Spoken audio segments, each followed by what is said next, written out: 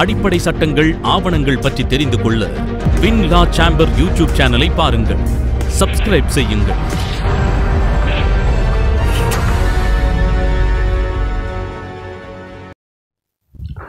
பாரதிய நாகரிக் சுரக்ஷா சங்கீதா 2023 இந்திய குடிமக்கள் பாதுகாப்பு சட்டம் 2023 அப்படிங்கிறது கிரிமினல் ப்ரொசீஜர் கோடு 1973 அப்படிங்கிற சட்டத்துக்கு பதிலாக நடைமுறைக்கு வர இருக்கக்கூடிய புதிய சட்டம். இந்த இந்திய குடிமக்கள் பாதுகாப்பு சட்டம் 2023 புதிதாக, அதாவது சிஆர்பிசியில் இல்லாமல் இந்த புதிய சட்டத்தில் என்னென்ன பிரிவுகள் இடம்பெற்று இருக்கிறது அப்படிங்கிறத ஒரு மேலோட்டமாக பார்க்க போகிறோம். இப்போ இந்த புதிய சட்டம் கொண்டு வர வேண்டிய நோக்கம் என்ன சார் அப்படின்னு கேட்டால், வழக்குகள் நீதிமன்றத்தில் நடந்து தீர்வுகள் வருவதற்கு காலதாமதம் ஏற்படுது.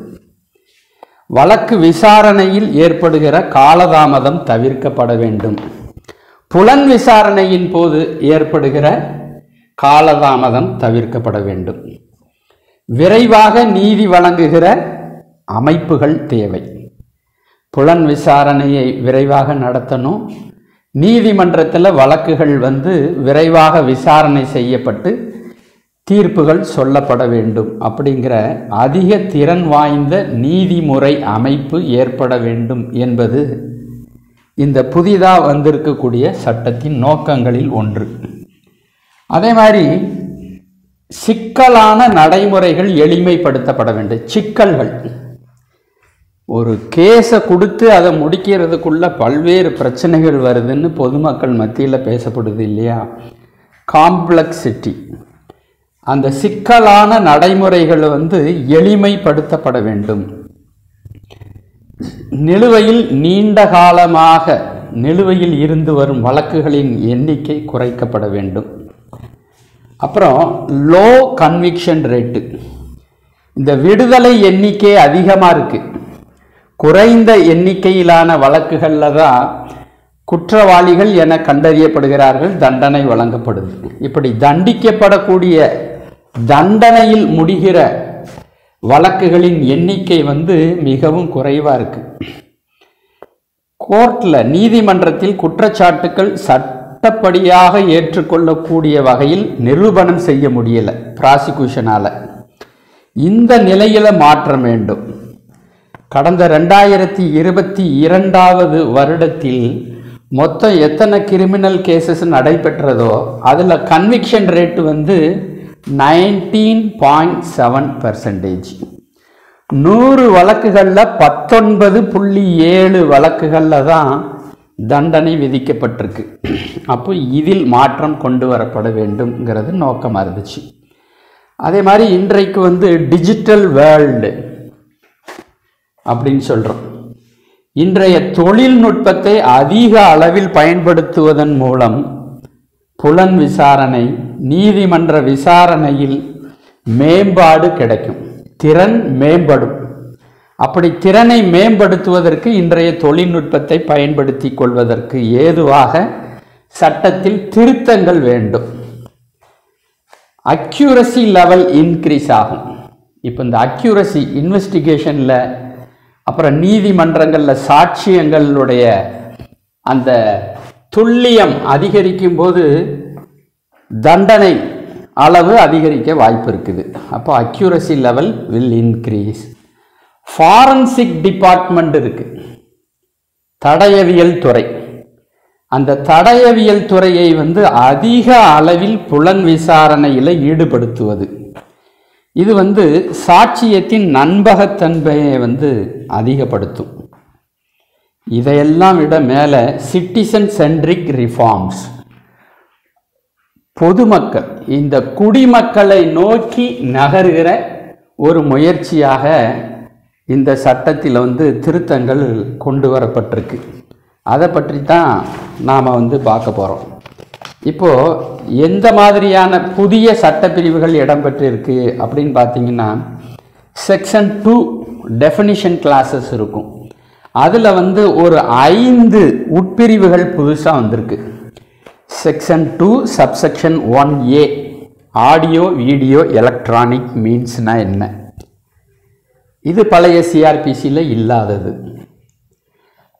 அதே மாதிரி பெயில்னா நம்ம எல்லாருக்கும் தெரியும். ஆனால் பெயில்ங்கிறதுக்கு டெஃபினிஷன் வந்து சிஆர்பிசியில் கிடையாது. ஆனால் புதுசாக வந்திருக்கக்கூடிய இந்த சட்டத்தில் வந்து செக்ஷன் 2(1)B பெயிலை டிஃபைன் பண்ணுது. அதே மாதிரி செக்ஷன் 1(2)(1)D செக்ஷன் 2 உட்பிரிவு 1D பெயில் பாண்டுனா என்ன? இந்த பாண்டு எழுதி வாங்கிறது, பெயிலில் விட்ட பிறகு அந்த எதிரியிடமிருந்து என்ன எழுதி வாங்கணும், ஜாமீன்தாரர்களிடமிருந்து என்ன எழுதி வாங்கணும், அவங்கள்ட்ட இருந்து வாங்குகிற அந்த அண்டர்டேக்கிங், அந்த பாண்டு எப்படி இருக்கணுங்கிறத டிஃபைன் பண்ணியிருக்கிறாங்க. செக்ஷன் 2(1)C இது பாண்டுனா என்ன? பாண்டில் விட்டுட்டாங்க எதிரிய அப்படின்னு நம்ம அதிக அளவில் பேசுகிறோம். ஆனால் அந்த பாண்டுனா என்னங்கிறத இப்போ இந்த சட்டத்தில் தான் டிஃபைன் பண்ணியிருக்காங்க. ஷூரிட்டி இல்லாமல் எதிரியிட்ட அண்டர்டேக்கிங் வாங்கிக்கிட்டு அவரை விடுறது வந்து பாண்டு. ஷூரிட்டி இருந்தால் பெயில் பாண்டு. அடுத்தால வந்து எலக்ட்ரானிக் கம்யூனிகேஷன் அப்படின்னா என்ன? நம்ம ஃபோனில் இன்னொருத்தர்கிட்ட பேசுகிறோம், ஸ்கைப் மூலமாக பேசுகிறோம், ஜூம் மூலமாக பேசுகிறோம், வாட்ஸ்அப் கால் மூலமாக பல்வேறு நபர்கள்ட்ட நாம் பேச முடியுது. இப்படி தகவல் தொடர்பு சாதனங்களை வந்து பயன்படுத்தி மற்றொருவரிடம் தொடர்பு கொண்டு தகவலை பரிமாறிக்கொள்வது, அந்த எலக்ட்ரானிக் கம்யூனிகேஷனை இந்த சட்டத்தை பொறுத்த வரைக்கும் என்ன பொருள், என்ன மீனிங் அப்படின்னு சொல்லி செக்ஷன் 2 உட்பிரிவு 1I டிஃபைன் பண்ணியிருக்கிறாங்க.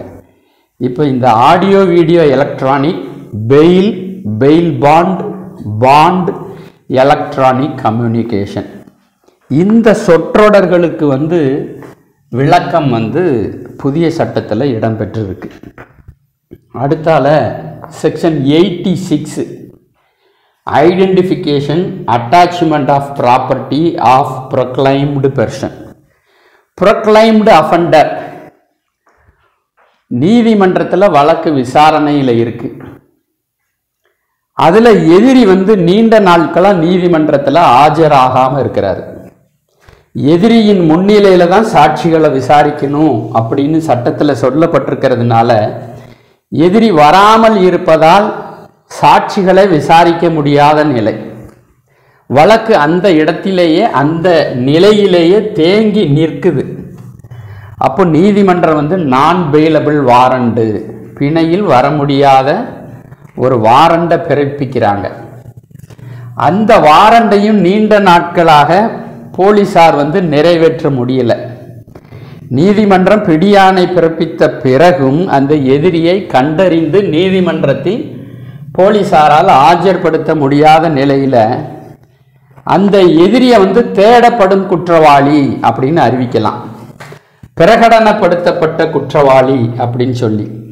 அப்படி பிரகடனப்படுத்தப்பட்ட குற்றவாளியுடைய சொத்துக்கள் மீது நடவடிக்கை எடுக்கிறதுக்காக ஒரு சட்டப்பிரிவு தற்போது சேர்க்கப்பட்டிருக்கு. அதுதான் செக்ஷன் 86 ஐடென்டிஃபிகேஷன் ஆஃப் ப்ராப்பர்ட்டி. முதல்ல அந்த ப்ரொக்ளைம்டு அஃபண்டர், பிரகடனப்படுத்தப்பட்ட குற்றவாளியினுடைய சொத்துக்களை அடையாளம் கண்டறிவது, பின்னர் அந்த சொத்தை வந்து பறிமுதல் செய்வது, அட்டாச்மெண்ட். இதை வந்து செக்ஷன் 86க்கு கீழே செய்வதற்கு வாய்ப்பு இருக்கு. அப்புறம் போலீசார் வந்து அவங்களுடைய டியூட்டியை சாட்சியங்களை, தடயங்களை தேடி கண்டுபிடித்து நீதிமன்றத்தில் ஆஜர்படுத்துவது தான். அப்படி தடயங்களை தேடி செல்வது, கண்டறிவது, கைப்பற்றுவது, இந்த செயல்களை செய்யும்போது அவற்றை வீடியோகிராஃப் செய்யணும். போலீஸ் வந்து இப்போ ஒரு கொலை வழக்கில் பயன்படுத்தப்பட்ட ஆயுதம் ஒன்றை கைப்பற்றுகிறார்கள். அப்படி ஆயுதம் கைப்பற்றப்பட்டதுங்கிறதுக்கு அத்தாட்சி தயாரிக்கிறாங்க. அந்த ஆயுதம் எந்த இடத்தில் மறைத்து வைக்கப்பட்டிருந்தது அப்படிங்கிறத கண்டுபிடிக்கிறதுக்கு எதிரியுடைய ஒப்புதல் வாக்குமூலத்தை போலீஸார் சார்ந்து இருக்கிறாங்க. இப்போ இந்த நீதிமன்ற விசாரணையில் அந்த ஒப்புதல் வாக்குமூலம் நிரூபணம் ஆனால் மட்டும்தான் அந்த ஆயுதம் கைப்பற்றப்பட்டதையும் நீதிமன்றம் ஒரு சாட்சியமாக ஏற்றுக்கொள்ளும். அப்போ கோர்ட்டில் ப்ரூஃப் பண்ணுறதுக்கு சிரமங்கள் இருந்தது. ஒப்புதல் வாக்குமூலத்தை நிரூபிக்கணும். ஒப்புதல் வாக்குமூலத்தின் அடிப்படையில் ஆயுதங்கள் கைப்பற்றப்பட்டது அப்படிங்கிறதையும் நிரூபிக்கணும். இந்த ரெண்டையும் நிரூபணம் செய்வதற்கு உதவியாக recording of search and seizure through audio video electronic means அதை செக்ஷன் 105 பாரதிய நாகரிக் சுரக்ஷா சங்கீதாவில் சொல்லியிருக்கிறாங்க. செக்ஷன் 105. அடுத்தால செக்ஷன் 107 வந்திருக்கு. இது சொத்துக்கள் பறிமுதல் செய்யப்பட்டிருக்கு. எதிரியுடைய சொத்துக்களை நீதிமன்றம் பறிமுதல் செய்து ஜப்தி செய்து வைத்திருக்கிறது. இந்த சொத்துக்களை திரும்ப தன்னிடம் ஒப்படைக்க வேண்டும் அப்படின்னு எதிரி கேட்டு மனு செய்யலாம். போலீஸார் நீதிமன்றத்தின் மூலமாக எதிரியுடைய சொத்தை அட்டாச் பண்ணி வச்சுட்டாங்க. அப்படி அட்டாச் பண்ணியாச்சுன்னு சொன்னால் அந்த சொத்தை வில்லங்கம் பண்ண முடியாது, யாருக்கும் கிரயம் கொடுக்க முடியாது. அப்போ அந்த எதிரி நீதிமன்றத்தை அணுகி மனு செய்தி இது இந்த சட்டத்தில் சொல்லப்பட்ட மாதிரி தவறான சொத்து கிடையாது, தவறான முறையில் சேர்க்கப்பட்ட சொத்து கிடையாது, இந்த சொத்துக்களை அட்டாச் செய்கிறதுக்கு முகாந்திரம் எதுவும் இல்லை, இந்த சொத்தை விடுவிக்க வேண்டும், ஜப்தியிலிருந்து விடுவிக்க வேண்டும் அப்படின்னு கேட்டு மனு கொடுக்கறதுக்கு செக்ஷன் 107 இருக்குது. அட்டாச்மெண்ட்டை பற்றியும் இந்த செக்ஷன் சொல்லுது, ஃபோர்ஃபீச்சர் பறிமுதலை பற்றியும் சொல்லுது, திரும்ப அந்த சொத்தை ரெஸ்டோரேஷன் ஆஃப் ப்ராப்பர்ட்டி, இந்த 3 விஷயமும் செக்ஷன் 107 இருக்குது. இப்போ ஒரு குற்றத்தை செஞ்சு அந்த குற்றத்தின் மூலமாக எதிரிக்கு நிறைய சொத்துக்கள் சேர்ந்துருக்கு, லாபம் அடைஞ்சிருக்காரு. அந்த லாபத்தின் மூலம் பெறப்பட்ட சொத்துக்களை நீதிமன்றம் பறிமுதல் செய்யலாம். இது செக்ஷன் 107. இப்போ 172 அடுத்த section 172. Persons bound to conform to lawful directions of police. Police நடவடிக்கையின் போது பொதுமக்கள் காவல்துறையினுடைய அந்த வேண்டுகோள் அந்த கட்டளைக்கு ஒத்துழைப்பு கொடுக்க வேண்டும். Persons bound to conform to lawful directions, சட்டபூர்வமான உத்தரவுகள், டைரக்ஷன்ஸ் யாரால் பிறப்பிக்கப்படுகிறது? காவல்துறையார். ஒரு வழக்கு விசாரணையின் போது ஒத்துழைப்பு நாம் கொடுக்கணுங்கிறதுக்காக இந்த புதுசாக ஒரு செக்ஷன் 172 இன்ட்ரடியூஸ் பண்ணியிருக்கிறாங்க. Persons bound to conform lawful directions of police. அடுத்தால செக்ஷன் 336. பொது ஊழியர்கள், ஹேண்ட் ரைட்டிங் எக்ஸ்பர்ட் மாதிரி நிபுணத்துவம் வாய்ந்த நிபுணர்கள், எக்ஸ்பர்ட்ஸ் ஒப்பீனியன், போலீஸ் ஆஃபீஸர், இவங்கெல்லாம் நீதிமன்றத்தில் சாட்சியம் அளிப்பது தொடர்பாக ஒரு சட்டப்பிரிவு 336.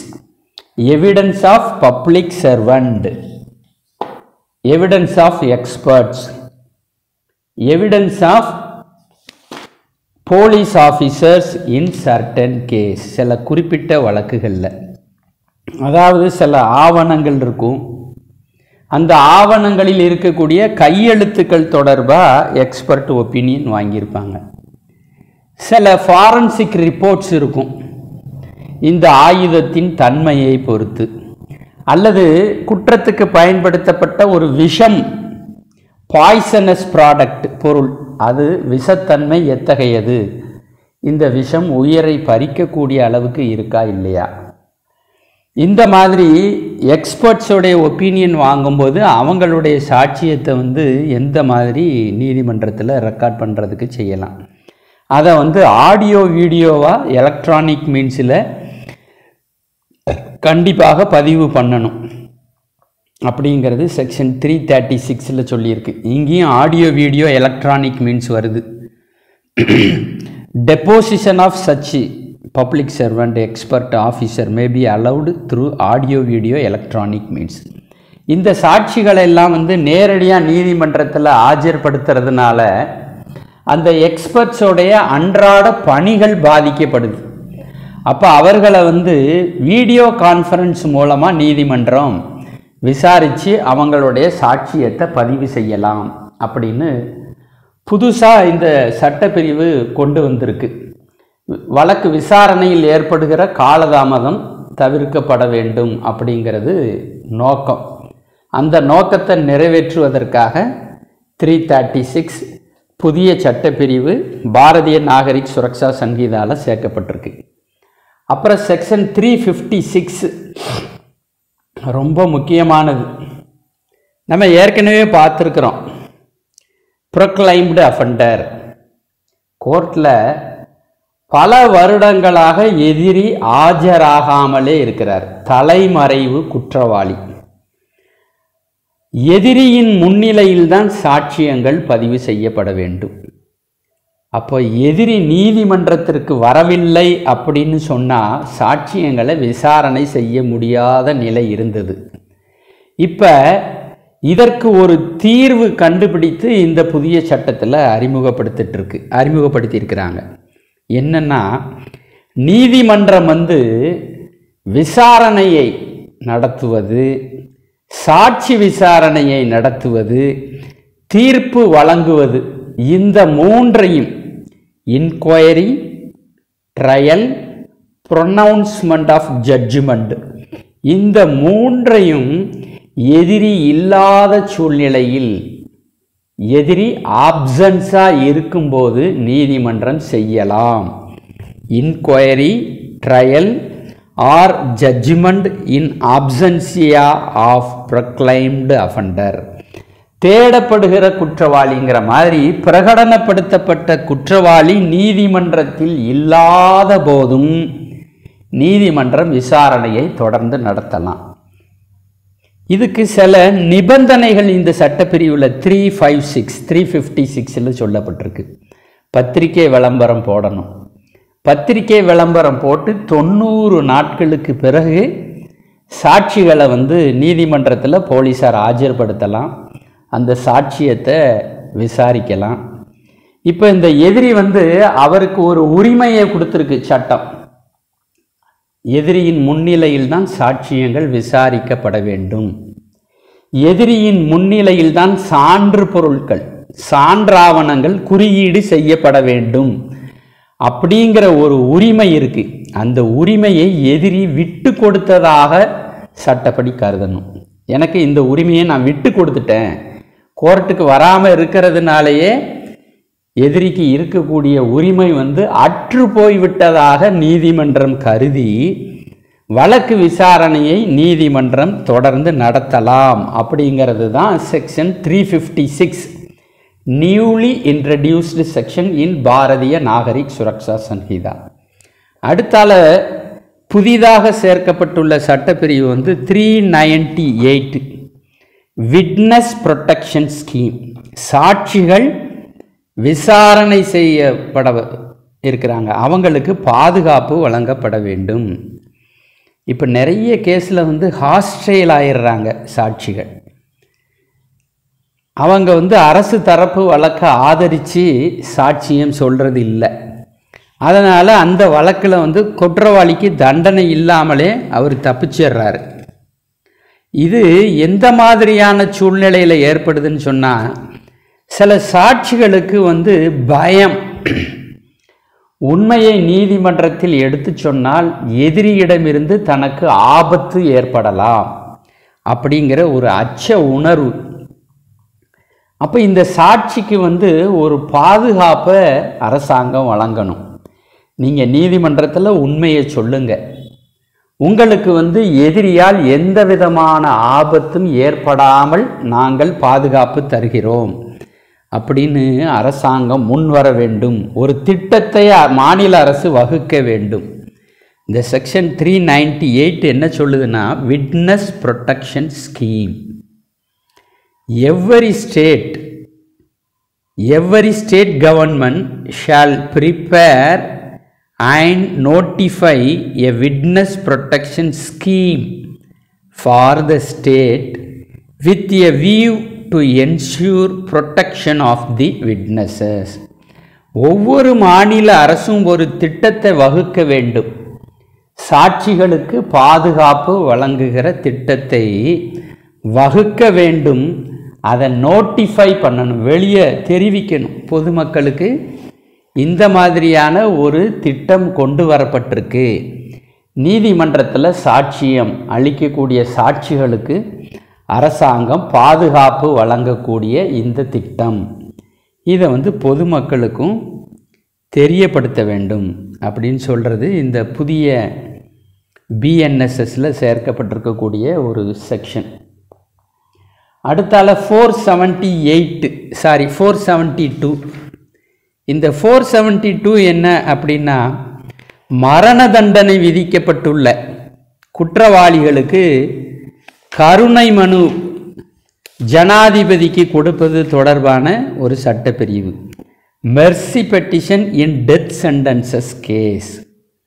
இந்த மெர்சி பெட்டிஷனை முதல்ல மாநில அரசின் கவர்னர்கிட்ட கொடுக்கலாம், அதன் பிறகு ஜனாதிபதிகிட்ட கொடுக்கலாம் அப்படின்னு சொல்லி சில மாற்றங்களோட இந்த சட்டப்பிரிவு இணைக்கப்பட்டிருக்கு 472. அதுக்கு பிறகு ஒரு குறிப்பிடத்தகுந்த அம்சம் இந்த சட்டத்தில் செக்ஷன் 530, மொத்தமே 531 தான். அதில் 530வது சட்டப்பிரிவு, trial and proceedings to be held in electronic mode. Electronic mode மூலமாக நாம் நீதிமன்றத்தில் ஃபைலிங் அப்படிங்கிறத தற்போது நடைமுறைப்படுத்தியிருக்கிறாங்க. இனி வழக்கு விசாரணை முழுமையாக இந்த எலக்ட்ரானிக் மோடு மூலமாக நீதிமன்றம் நடத்த வேண்டும் அப்படிங்கிறத வலியுறுத்தக்கூடிய ஒரு சட்டப்பிரிவு இந்த செக்ஷன் 530. ஆல் ட்ரையல்ஸ், எல்லா சாட்சி விசாரணைகளும், இன்கொயரிஸ், ட்ரையல் தவிர மற்ற விசாரணைகள், இந்த சிஆர்எம்பிலாம் ஃபைல் பண்ணுறோம், சார்ஜ் ஃப்ரேமிங் பண்ணுறோம், ஓப்பனிங் ஆஃப் ப்ராசிக்யூஷன் இருக்குது. இப்படி சாட்சி விசாரணையை தவிர இதர விசாரணைகளும் எலக்ட்ரானிக் மோடு, மின்னணு நடைமுறைக்கு கொண்டு வரணும் அப்படின்னு இந்த 530 சொல்லியிருக்கிறாங்க. இதில் என்னெல்லாம் உள்ளடங்கி இருக்கு அப்படின்னு பார்த்தா, இஷ்யூவன்ஸ் ஆஃப் சம்மன் வாரண்ட், அதாவது எதிரிக்கு அழைப்பாணை அனுப்புவது சம்மன்ஸ், சாட்சிகளுக்கு அழைப்பாணை அனுப்புவது விட்னஸ் சம்மன்.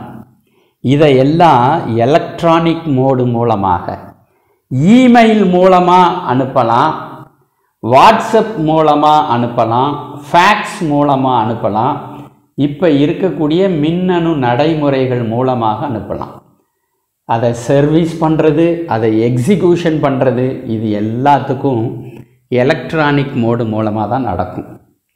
அதே மாதிரி வெறும் அழைப்பாணைக்கு மட்டும் இது சுருங்கி விடவில்லை, இது விரிவுபடுத்தப்பட்டிருக்கு. எக்ஸிக்யூஷன் ஆஃப் வாரண்ட், பிடியாணையை பிறப்பிப்பது, பிடியாணையை நீதிமன்றம் காவல்துறைக்கு அனுப்பி வைப்பது, காவல்துறை அந்த பிடியாணையை நிறைவேற்றி அறிக்கையை நீதிமன்றத்தில் தாக்கல் செய்வது, இது எல்லாமே எலக்ட்ரானிக் மோடில் ஃபைலிங் மூலமாக நடத்துவதற்கு இந்த சட்டப்பிரிவு அனுமதி தருது. அதுக்கு பிறகு examination of complainant and witnesses, புகார் மனு கொடுத்தவர் அழைத்து ஆஜர்படுத்துகிற சாட்சிகள், இவங்களை எல்லாமே வீடியோ கான்ஃபரன்ஸ் மூலமாக விசாரிப்பதற்கும் இந்த புதிய சட்டம் அறிவுறுத்துது. மூன்றாவது, recording of evidence in inquiries and trials. இப்போ ரெக்கார்டிங் ஆஃப் எவிடன்ஸ், சாட்சிகள் விசாரணை, இது ட்ரையல்லையும் மற்ற சிஆர்எம்பிலையும் இருக்கக்கூடியது. இதுவும் வீடியோ கான்ஃபரன்ஸ் மூலமாக நடத்தப்பட வேண்டும். அதே போல் மேல்முறையீட்டு நடவடிக்கைகள், appeal proceedings or any other proceedings, நீதிமன்றத்தில் நடக்கிற எல்லா விதமான ப்ரொசீடிங்ஸும் எலக்ட்ரானிக் மோடில் தான் நடத்தப்பட வேண்டும். இந்த சட்டத்தில் என்ன சொல்லியிருக்குன்னா, may be held in electronic mode, shall be held in electronic மோடுன்னு சொல்லலை, கட்டாயப்படுத்தப்படவில்லை. மே பி ஹெல்டு ஒரு சாய்ஸை கொடுத்துருக்குறாங்க. நாம் இப்போ தான் டிரான்சிஷனல் ஸ்டேஜில் இருக்கிறோம். பழைய நடைமுறையிலிருந்து மின்னணு நடைமுறைக்கு மாறுவதற்கு முயற்சி செய்து கொண்டு இருக்கிறோம். இந்த முன்னேற்றங்கிறது படிப்படியாக வரக்கூடியது தான். அதனால தான் இந்த சட்டப்பிரிவிலே சொல்லிடுறாங்க, may be held in electronic mode. 2 method சொல்கிறாங்க. யூஸ் ஆஃப் எலக்ட்ரானிக் கம்யூனிகேஷன், இன்னொன்று use of audio video electronic means. Electronic communication ஒன்று சொல்கிறாங்க, use of audio video electronic means. Audio வீடியோவோட பதிவு செய்கிறது. எலக்ட்ரானிக் கம்யூனிகேஷனுங்கிறது தகவல் பரிமாற்றம். ஒரு இடத்துலேருந்து இன்னொரு இடத்துக்கு சம்மன்ஸ் அனுப்புறது, நோட்டீஸை அனுப்புறது, வாரண்டை அனுப்புறது, தகவலை அனுப்புறது எலக்ட்ரானிக் கம்யூனிகேஷனில். ஆடியோ வீடியோ ரெக்கார்டிங் அப்படிங்கிறது வாக்குமூலங்களை பதிவு செய்வது, அப்புறம் சாட்சியங்களை பதிவு செய்வது. ஏற்கனவே நீதிமன்றத்தில் சில நடைமுறை இருக்குது. இந்திய சாட்சிய சட்டத்தில் பிரிவு 119ன்னு ஒன்று இருக்குது. அந்த பிரிவு 119க்கு கீழே பழைய இந்தியன் எவிடன்ஸ் ஆக்டில் 119, இப்போ நமக்கு புதுசாக பாரதிய சாட்சிய அதிநியம்னு வந்தாச்சு. இதில் எந்த இடத்துல இருக்குங்கிறதையும் நாம் தெரிஞ்சுக்கணும். 119 இப்போ செக்ஷன் 125ல் இருக்குது. Witness unable to communicate verbally. Witness unable to communicate verbally, அதாவது வாய் திறந்து பேச முடியாதவங்க, காது கேளாதோர், சைகை மொழியில் பேசக்கூடியவங்க, இந்த மாதிரி உடல் உறுப்புகளில் ஊனமுற்றோர்னு நாம் சொல்கிறோம் இல்லையா, இவங்க நீதிமன்றத்தில் கொடுக்குற சாட்சியத்தை கண்டிப்பாக ஆடியோ வீடியோவாக பதிவு செய்யணும். அவங்களுக்கு டிரான்ஸ்லேட்டர்ஸ் இருப்பாங்க, அவங்களுக்கு ஸ்பெஷல் எஜுகேட்டர்ஸ் இருப்பாங்க. அதாவது அந்த சைகை பாஷையில் நிபுணத்துவம் பெற்ற எக்ஸ்பர்ட்ஸ், அவங்க உதவியோட தான் நீதிமன்றத்தில் சாட்சியத்தை நாம் ரெக்கார்ட் பண்ணுறோம். அப்போ அந்த சாட்சியத்தை கண்டிப்பாக ஆடியோ வீடியோவாக ரெக்கார்ட் பண்ணி வைக்கணும். அப்படி ஆடியோ வீடியோவாக பதிவு செய்யப்பட்டதை அப்பல்லட் கோர்ட்டுக்கு, அப்பீலுக்கு போகும்போதும் அனுப்பி வைக்கணுங்கிறது ஏற்கனவே நடைமுறையில் இருக்குது. இப்படி தான் இப்போ நிறைய இதில் remand, police custody, questioning, charge framing, questioning 313, இந்த மாதிரியெல்லாம் நிறைய இருக்குது. இதுக்கெல்லாம் எதிரி நேரில் ஆஜர்படுத்தணும் அப்படின்னு சொல்லி இதுக்கெல்லாம் இருக்குது. இதுக்கெல்லாம் விதிவிலக்குகள். அப்போ இந்த மாதிரியான இந்த remand, police custody, questioning, charge framing, section 313 இதெல்லாம் தவிர மற்ற விஷயங்களை எல்லாம் மின்னணு முறையில் தான் நீதிமன்றம் நடத்தணும் அப்படின்னு சொல்லி 530 சொல்லியிருக்கு. அப்புறம் கடைசியாக செக்ஷன் 531 இந்த புதிய சட்டத்தை பொறுத்து சொல்லப்பட்டிருக்கக்கூடிய விஷயம் என்னென்னா, இந்த சட்டம் என்னைக்கு தேதியில் நடைமுறைக்கு வருது, 1/7/2024ன்னு சொல்லப்பட்டிருக்கு.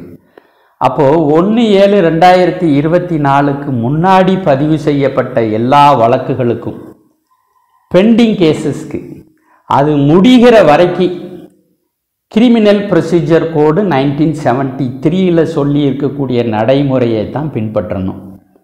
1/7/2024க்கு பிறகு நடைபெறுகிற சம்பவத்தை பொறுத்து பதிவு செய்யப்படுகிற அந்த முதல் தகவல் அறிக்கை அடிப்படையில் வரக்கூடிய வழக்குகளுக்கு தான் 1/7/2024க்கு பிறகு எஃப்ஐஆர் ரெஜிஸ்ட்ரேஷன் ஆகிற வழக்குகளுக்கு தான் இந்த பாரதிய நாகரிக் சுரக்ஷா சங்கீதா 2023 சொல்லி இருக்கக்கூடிய இந்த சட்டப்பிரிவுகள் எல்லாம் பொருந்தும் அப்படின்னு செக்ஷன் 531 வந்து சொல்லியிருக்கு. இப்போ வந்து செக்ஷன் 35ன்னு ஒன்று இருக்குது. இந்த செக்ஷன் 35க்கு இணையான ஒரு சிஆர்பிசியில் வந்து செக்ஷன் 41A. இதுக்கு ஒரு ஃபார்ம் கொடுத்துருக்குறாங்க, notice for appearance by police. அதாவது காவல்துறை வந்து ஒரு எதிரியை வந்து நீதிமன்றத்தில் போலீஸ் ஸ்டேஷனில் விசாரணைக்கு ஆஜராகணும் அப்படின்னு எழுத்துப்பூர்வமாக நோட்டீஸ் அனுப்புறது. இது என்ன ஃபார்மெட்டில் இருக்கணும் அப்படிங்கிறதுக்கு ஃபார்மெட்டு வந்து இப்போ புதுசாக கொடுத்துட்டாங்க. இந்த செக்ஷன் 35 வந்து when police may arrest without வாரண்ட்டுங்கிறது தான், அரெஸ்ட் ஆஃப் பர்சன்ஸ். இதில் வந்து உள்ளுக்குள்ளே வந்து எதிரிக்கு முதல்ல ஒரு நோட்டீஸ் கொடுக்கணும். அந்த நோட்டீஸை வாங்கிக்கிட்டு எதிரி வந்து விசாரணைக்கு ஆஜராகணும்.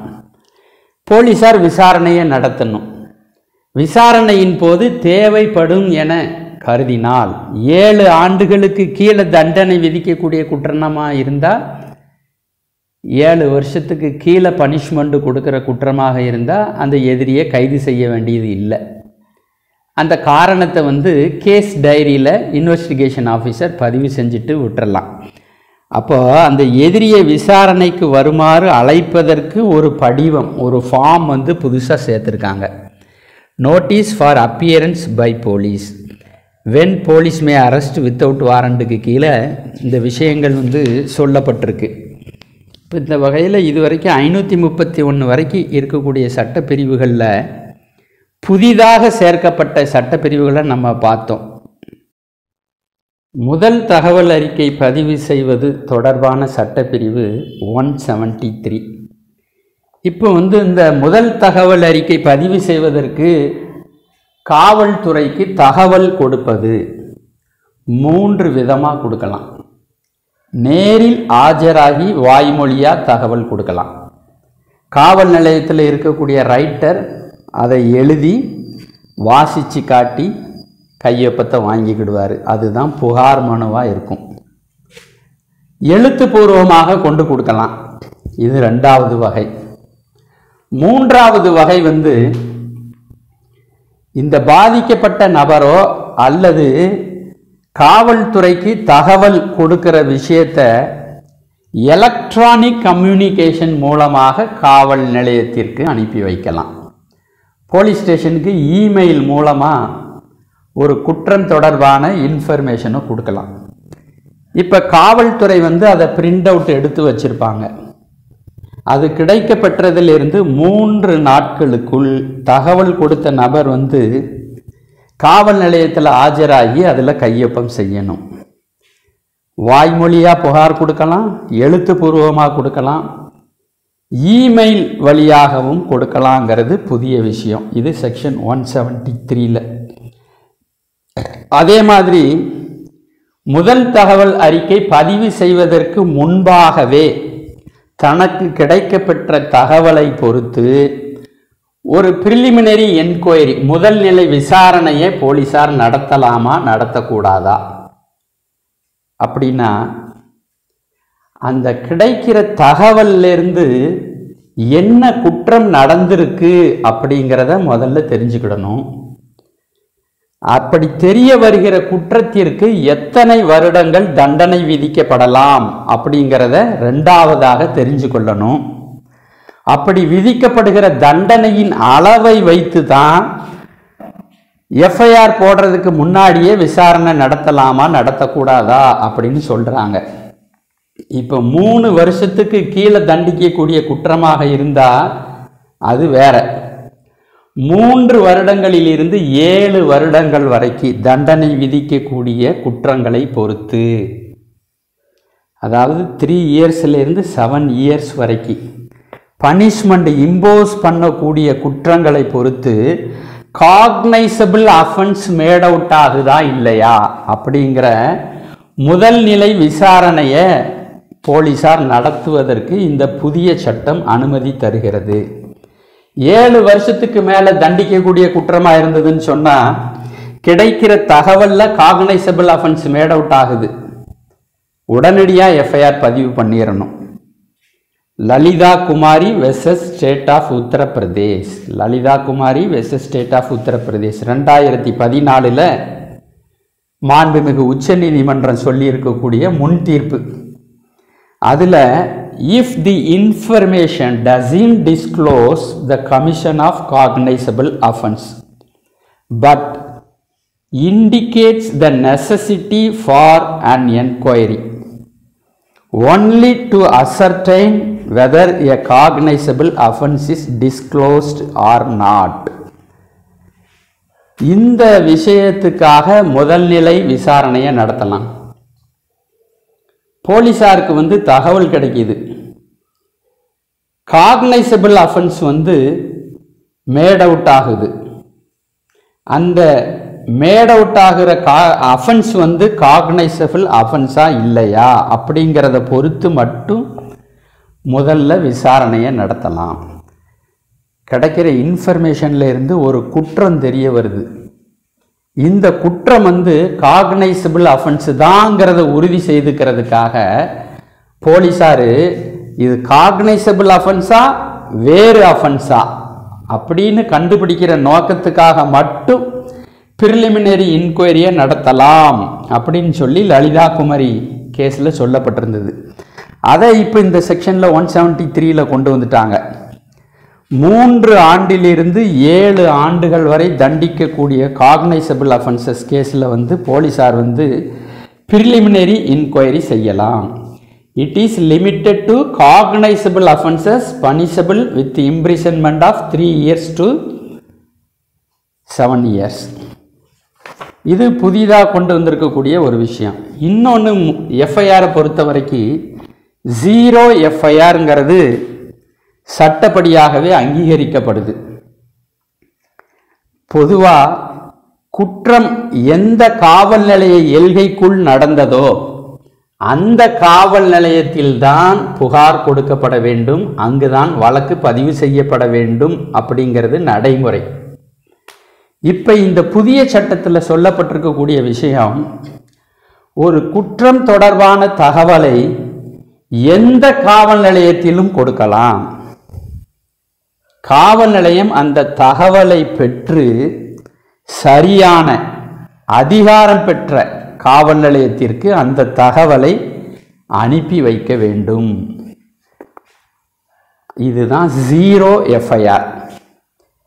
இப்போ குற்றம் சம்பவம் நடந்த இடம் எதுவாக இருந்தாலும் சரி, தனக்கு தகவல் கிடைத்தவுடன் அந்த காவல் நிலையத்தில் பொறுப்பு அதிகாரி முதல் தகவல் அறிக்கையை பதிவு செய்து இந்த குற்றச்சம்பவத்தை விசாரணை செய்வதற்கு அதிகாரம் பெற்றிருக்கக்கூடிய சரியான காவல் நிலையத்திற்கு அந்த முதல் தகவல் அறிக்கையை அனுப்பி வைக்கணும். அப்படிங்கிறது தான் இந்த 0 எஃப்ஐஆர்.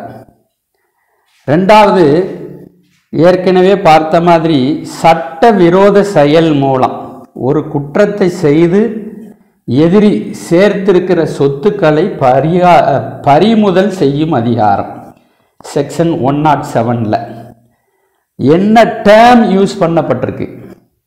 செக்ஷன் 107 பாரதிய நாகரிக் சுரக்ஷா சங்கீதால இந்த section 107 gives magistrate powers to attach property identified as proceeds of crime. ஒரு குற்றத்தை செய்ததன் மூலமாக எதிரிக்கு கிடைத்த சொத்து என அடையாளம் காணப்படுகிற. இதை திரும்ப சொல்றத நோக்கம் Hindu succession act section 25. Hindu succession act section 25 என்ன சொல்லப்பட்டிருக்குன்னா, ஒருத்தர் கொலை செயலில் ஈடுபடுகிறார், கொலை செய்து விடுகிறார். அப்படி கொலையால் இறந்து போனவருடைய சொத்து கொலை செய்த நபருக்கு சேராது. இப்போ உதாரணத்துக்கு அப்பா இருக்கிறாரு, அப்பாவை மகன் கொலை செய்து விடுகிறார் அப்படின்னு சொன்னா அந்த மகன்கிற வாரிசு உரிமை இல்லாமல் போய்விடும். அந்த கொலை செய்யப்பட்ட அப்பாவினுடைய சொத்துக்களை பொறுத்து இந்த கொலை செய்த மகன் ஒரு வாரிசாக இல்லாமல் போய்விடுவார். அந்த கொலை நடந்த தேதியிலிருந்து அவர் அப்பாவுக்கு வாரிசாக இல்லாமல் போய்விடுவார். மரணத்தை ஏற்படுத்தினாலும் சரி, மரணத்தை ஏற்படுத்துவதற்கு உதவியாக இருந்தாலும் சரி, வாரிசு இல்லை அப்படிங்கிற நிலை ஏற்படும். இது செக்ஷன் 25 ஆஃப் ஹிந்து சக்சஷன் ஆக்டில் சொல்லப்பட்டிருக்கக்கூடிய விஷயம். இப்போ வந்து பிஎன்எஸ்எஸ்ல உள்ள வருது. அதே மாதிரி சிவில் ப்ரொசீஜர் கோடில் வந்து அட்டாச்மெண்ட் தெரியும். நீதிமன்றத்தில் தொடர்ந்து நாம் அட்வொகேட்டாக ப்ராக்டிஸ் பண்ணிக்கிட்டு இருக்கக்கூடிய ஒவ்வொருவருக்கும் தெரிஞ்ச விஷயம். ஆர்டர் 38 ரூல் 5க்கு கீழே அட்டாச்மெண்ட் பிஃபோர் ஜட்ஜ்மெண்ட் கேட்கலாம். அப்போ ஒரு உரிமையியல் நீதிமன்றம் வந்து அசையாத சொத்துக்களை ஜப்தி செய்வதற்கு அதிகாரம் பெற்ற நீதிமன்றமாக இருந்தது. ஆனால் இப்போ குற்றவியல் நீதிமன்றத்திற்கும் அப்படி சொத்துக்களை ஜப்தி செய்யக்கூடிய அதிகாரம் இந்த பாரதிய நாகரிக் சுரக்ஷா சங்கீதா மூலமாக வழங்கப்பட்டிருக்கு. Direct attachment of property found to be proceeds of crime after hearing all parties concerned. சம்பந்தப்பட்ட தரப்பினர்கள் அனைவரையும் நீதித்துறை நடுவர் விசாரணை செய்து இந்த சொத்து ஒரு குற்றத்தை செய்து சம்பாத்தியம் பண்ணப்பட்டிருக்குன்னு முடிவுக்கு வந்தால் அந்த சொத்தை வந்து அட்டாச்மெண்ட்டு செய்து வைக்கலாம் அப்படின்னு செக்ஷன் 107 சொல்லப்பட்டிருக்கு. இப்போ இதுக்கு நீதித்துறை நடுவருக்கு மனு கொடுக்கணும் போலீஸ் இல்லையா? அப்போ காவல்துறையில் எந்த அதிகாரி நீதித்துறை நடுவருக்கு மனு செய்யலாம் அப்படின்னு சொன்னால், not below the rank of superintendent of police, SP அல்லது கமிஷனர் ஆஃப் போலீஸ். இந்த 2 பேருக்கு தான் அதிகாரம் இருக்குது. சூப்பரிண்டென்ட் ஆஃப் போலீஸ் அல்லது கமிஷனர் ஆஃப் போலீஸ் தான் எதிரியுடைய சொத்துக்களை ஜப்தி செய்யறதுக்கு உரிய நீதிமன்றத்தில் மனு தாக்கல் செய்ய முடியும். இது வந்து இந்த புதிய சட்டத்தில் சேர்க்கப்பட்டிருக்கக்கூடிய ஒரு முக்கியமான இது. அப்புறம் கைது தொடர்பான சட்ட பிரிவுகளில் ஏதாவது மாற்றம் ஏற்பட்டிருக்கா அப்படின்னா செக்ஷன் 36 ஒரு சின்ன மாற்றம் வந்திருக்கு. Section 36 of BNSS. முன்பு கைது செய்யப்படும் போது எதிரியினுடைய நண்பர்கள் அல்லது எதிரியின் உறவினருக்கு கைது தொடர்பாக தகவல் கொடுக்கணும். போலீஸ் வந்து இப்படி எதிரியை இந்த தேதியில் இந்த இடத்தில் வைத்து கைது செய்திருக்கிறார்கள் அப்படிங்கிற தகவலை கைது செய்யப்பட்ட நபருடைய நண்பர் அல்லது உறவினருக்கு கொடுக்கணும்னு இருந்துச்சு. இப்போ செக்ஷன் 36 படி வந்து என்ன மாற்றம் ஏற்பட்டிருக்குன்னா, அப்படி கைது செய்யப்பட்ட தகவலை வந்து கைது செய்யப்பட்டவர் கூறுகிற யாருக்கு வேணாலும் அனுப்பலாம். அவர் உறவினராக இருக்கணும், நண்பராக இருக்கணுங்கிற அவசியம் இல்லை. ஈவன் அட்வொகேட்டாக கூட இருக்கலாம். ஒரு எதிரியுடைய அட்வொகேட்டுக்கு தகவலை கொடுத்துட்டு அவரை கூட போலீஸு கைது செய்ய முடியும். அப்படிங்கிறத அட்வொகேட்டையும் உள்ள சேர்த்து இந்த திருத்தம் ஏற்படுத்தப்பட்டிருக்கு. அதே மாதிரி கைது செய்யப்படுகிறவர் பெண்மணியாக இருந்தால் அந்த பெண்மணி எங்கு எந்த இடத்தில் காவலில் வைக்கப்பட்டிருக்கிறார், கைது செய்யப்பட்ட பெண் ஒருவர் எந்த இடத்தில் காவலில் வைக்கப்பட்டுள்ளார் அப்படிங்கிறதையும் அந்த பெண் கைது செய்யப்பட்டிருக்கக்கூடிய தகவலையும் அவருடைய உறவினருக்கு மட்டும்தான் கொடுக்கணும். பெண்ணாக இருந்தால் நண்பருக்கோ அல்லது உறவினருக்கோ அல்லது வழக்கறிஞருக்கோ கொடுக்கணுங்கிறது ஆணுக்கு மட்டும்தான். பெண்ணாக இருந்தால் உறவினருக்கு மட்டும்தான் கொடுக்கப்பட வேண்டும் அப்படிங்கிறது இதில் சொல்லப்பட்டிருக்கு. இந்த புதிய திருத்தத்தில் வந்திருக்கு. அதே மாதிரி கைவிலங்கு இடுவது, இந்த ஹேண்ட் கஃப் போடுறது. முன்னாடி வந்து நான் டிகிரி ஹோல்டரு, என்னைய போலீஸ் வந்து கைது பண்ணிட்டு கை விலங்கு போட்டுட்டாங்க, அப்படி விலங்கு போடாமல் இருக்கணும் அப்படின்னு சொல்லி மனுலாம் கொடுப்பாங்க. ஒரு எதிரி வந்து காவலில் இருந்து தப்பித்து சென்று விடுவார் அப்படின்னு ஒரு சூழ்நிலை இருந்ததுன்னா போலீஸார் வந்து நீதித்துறை நடுவருக்கு விண்ணப்பம் செய்யணும். சிறை அதிகாரி நீதித்துறை நடுவருக்கு விண்ணப்பம் செய்யணும். இந்த எதிரி எந்த ஜெயிலில் இருக்கிறாரோ அந்த சிறைத்துறை அதிகாரி வந்து நீதித்துறை நடுவருக்கு விண்ணப்பம் செய்யணும். இந்த எதிரியை சிறையிலிருந்து நீதிமன்றத்துக்கு கொண்டு வரக்கூடிய வழியில் அல்லது நீதிமன்றத்திலிருந்து திரும்பவும் சிறைக்கு கொண்டு வரக்கூடிய வழியில் தப்பித்து செல்லக்கூடிய வாய்ப்பு இருக்குது அப்படின்னா தன்னிச்சையாக கைவிலங்கு இட முடியாது. நீதித்துறை நடுவரிடம் அனுமதி வாங்கித்தான் அதை வந்து செய்ய முடியும். ஆனால் இப்போ இந்த செக்ஷன் 43 சப்செக்ஷன் 3 BNSSல செக்ஷன் 43 அதில் உட்பிரிவு 3ல் வந்து சொல்லிட்டாங்க, ஹேபிச்சுவல் அஃபண்டர், ரிப்பீட்டட் அஃபண்டர், மீண்டும் மீண்டும் குற்றத்தை செய்துவிட்டு காவலுக்கு வருகிறார் அப்படின்னு சொன்னால் அனுமதி வாங்க வேண்டிய அவசியமில்லை. அவருக்கு வந்து கைவிலங்கு ஹேண்ட்கஃப் போட்டுக்கலாம். அதே மாதிரி சில அஃபென்ஸ் இருக்குது, ஆர்கனைஸ்டு கிரைம், டெரரிசத்தில் ஈடுபடுறவர், ட்ரக் ரிலேட்டட் கிரைம், போதைப் பொருள் குற்றவாளிகள், illegal possession of arms and ammunition, வெடிமருந்து பொருட்கள் எல்லாம் கையில் வச்சிருக்கு அதுக்காக கைது செய்யப்பட்டிருக்க நபருக்கு வந்து நீதிமன்றத்தினுடைய அனுமதி இல்லாமலே கைவிலங்கு போடலாம். அதே மாதிரி கொலை வழக்கு குற்றவாளி, அதே மாதிரி பாலியல் வன்புணர்வு, ரேப்பு, ஆசிட் அட்டாக், அப்புறம் போலி நாணயம், கரன்சி, ஃபேக் கரன்சி நோட்ஸ் தயாரிக்கிறவர், மனிதர்களை கடத்தி விற்பனை செய்யக்கூடியதில் ஈடுபடுகிற குற்றம் தொடர்பாக கைது செய்யப்பட்ட நபர். அதே மாதிரி செக்ஸுவல் அஃபென்ஸ் எகெயின்ஸ்ட் சில்ட்ரன், குழந்தைகளிடம் பாலியல் குற்றத்தில் ஈடுபடுகிற நபருக்கு. அஃபென்ஸ் எகெயின்ஸ்ட் ஸ்டேட், அரசாங்கத்திற்கு எதிரான குற்றத்தை செய்தவர்கள், இவர்களுக்கெல்லாம் கைவிலங்கு இடுவதற்கு நீதிமன்றத்தின் முன் அனுமதியை பெற வேண்டிய அவசியம் இல்லை. அப்புறம் நாம் ஏற்கனவே சொன்ன மாதிரி நிறைய மாற்றங்கள் வந்து ஏற்பட்டிருக்கு.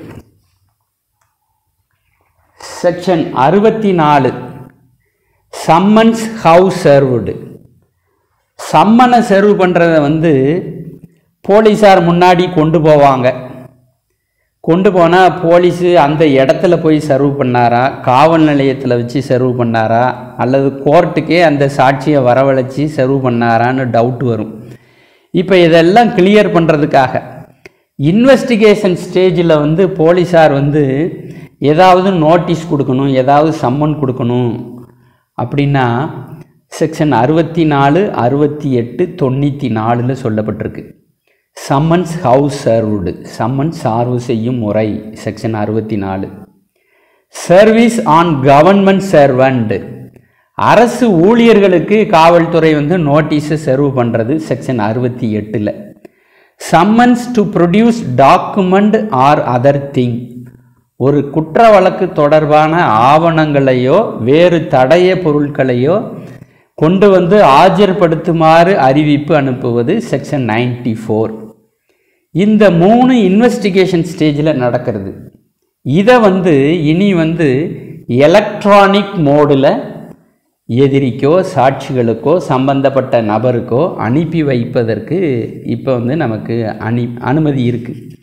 அதே மாதிரி செக்ஷன் 227 இது வந்து நீதிமன்றத்தில் இருந்து எதிரிக்கு அழைப்பானை அனுப்புவது செக்ஷன் 227. இதுவும் வந்து எலக்ட்ரானிக் மோட்ஸ் மூலமாக அனுப்பலாம் அப்படின்னு சொல்லப்பட்டிருக்கு. அடுத்தால செக்ஷன் 176ல் statements can also be recorded by the IO by way of audio video means. முன்னாடி 161 ஸ்டேட்மெண்ட்டுன்னு சொல்லுவோம், சாட்சிகளை விசாரித்து வாக்குமூலங்களை பதிவு செய்வது.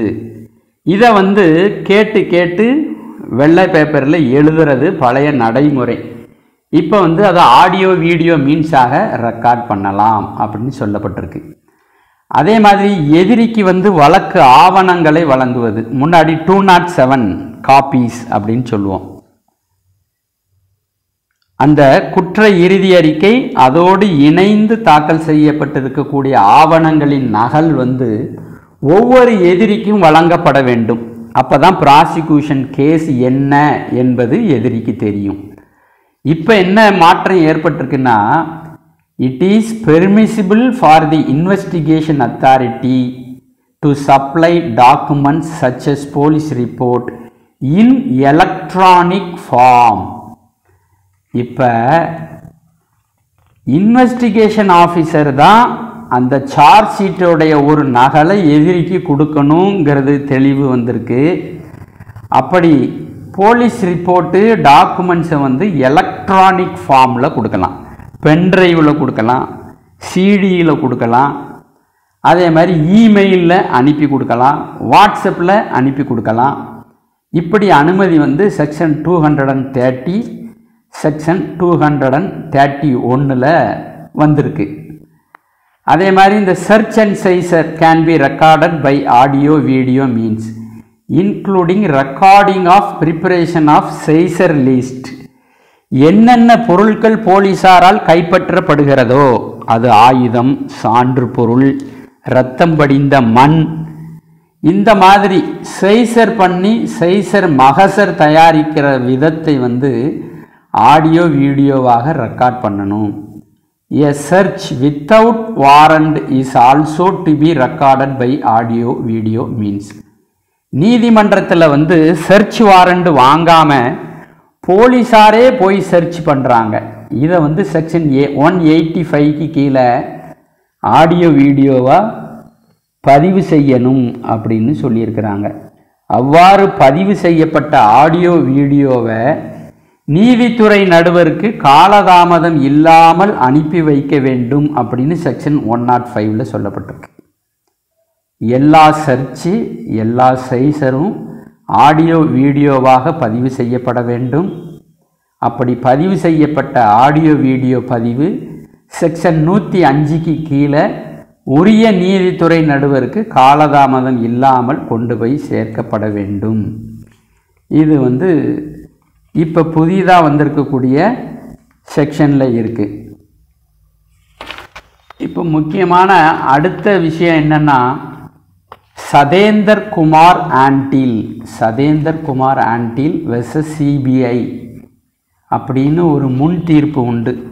2022 வால்யூம் 10 SCC பேஜ் 51 ரிப்போர்ட் ஆகியிருக்கக்கூடிய உச்சநீதிமன்றத்தின் முன் தீர்ப்பு வந்து சதேந்தர் குமார் ஆண்டில் வெர்சஸ் சிபிஐ. இந்த முன் தீர்ப்பு அடிப்படையில் செக்ஷன் 190 கொண்டு வரப்பட்டிருக்கு. In light of the judgement in Satender Kumar ஆண்டில் provides that when a charge sheet is filed, an accused is not required to be taken into custody. புலன் விசாரணை நடக்குது, 7 வருடங்களுக்கு குறைவாக தண்டனை விதிக்கக்கூடிய குற்றமாக தெரிய வருது. அந்த குற்றங்கள் வழக்குகளில் எதிரி கைது செய்யப்படவில்லை. இப்போ புலன் விசாரணை முடிந்து குற்ற இறுதி அறிக்கையை தாக்கல் செய்யும் போது எதிரியை அரெஸ்ட் பண்ணி பிரிசனில் வைக்கணுமான்னா அப்படி வைக்க வேண்டிய அவசியமே இல்லை. ஆனால் என்ன சார்ஜ் ஷீட்டு கூட கொடுக்கணும், கைது செய்யப்படாத எதிரிகிட்டேருந்து ஒரு அண்டர்டேக்கிங் எழுதி வாங்கியிருக்கணும், செக்யூரிட்டி. கோர்ட்லேருந்து சம்மன் வந்தது அப்படின்னா அந்த சம்மனை வாங்கிக்கிட்டு நீதிமன்றத்தில் தவறாமல் ஆஜராவேன் அப்படிங்கிற ஒரு உறுதிமொழியை வாங்கி அதை இணைத்து தாக்கல் செய்தாலே போதும். எதிரியை சார்ஜ் ஷீட் ஃபைல் பண்ணுற தேதியில் அரெஸ்ட் பண்ணி உள்ளே வைக்கணுங்கிற அவசியம் கிடையாது. அடுத்தால போலீஸ் கஸ்டடி செக்ஷன் 187 சொல்லப்பட்டிருக்கு. முன்னால் முதல் 15 நாட்களுக்குள்ளே தான் போலீஸ் கஸ்டடி கேட்க முடியும்னு இருந்தது. இப்போ அதில் மாற்றம் ஏற்பட்டிருக்கு. குற்றத்தை 2 விதமாக பிரிக்கிறாங்க.